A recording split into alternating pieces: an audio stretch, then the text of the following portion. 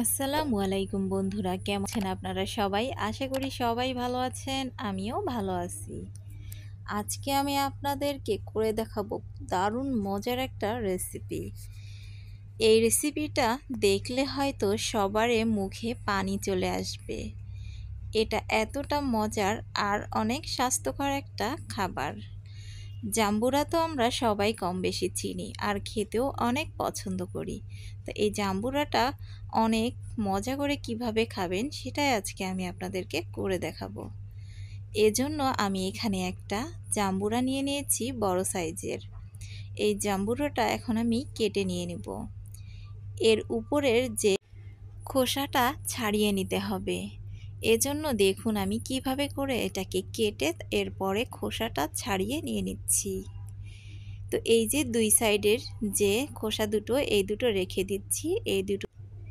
এই জাম্বুরা কিন্তু আমাদের শরীরের জন্য অনেক উপকার। ছোট বড় সবারই এখন তো ঘন ঘনই জ্বর আসে।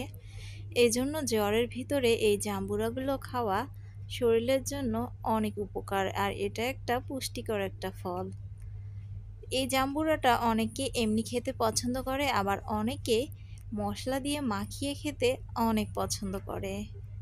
তবে এই জিনিসগুলো মাখিয়ে যদি অনেক মানুষে খাওয়া যায় একসাথে, তাহলে কিন্তু খেতে অনেক মজা লাগে। এভাবে করে আমি জাম্বুরাগুলো ছাড়িয়ে নিয়ে নিচ্ছি।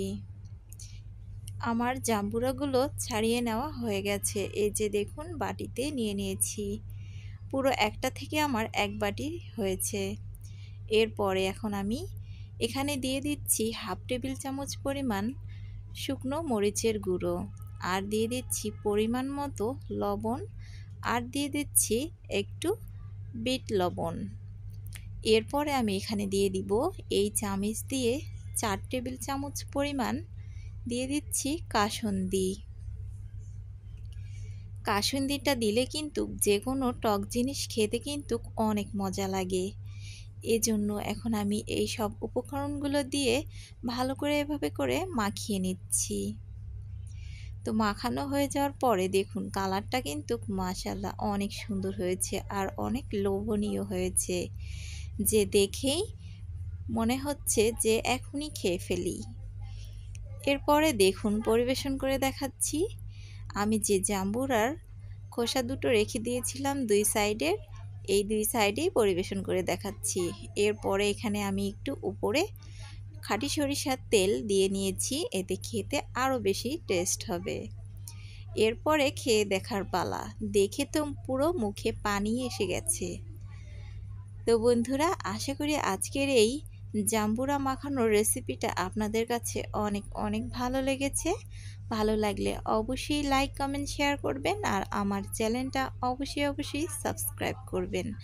যারা অলরেডি করেছেন তাদেরকে অসংখ্য ধন্যবাদ।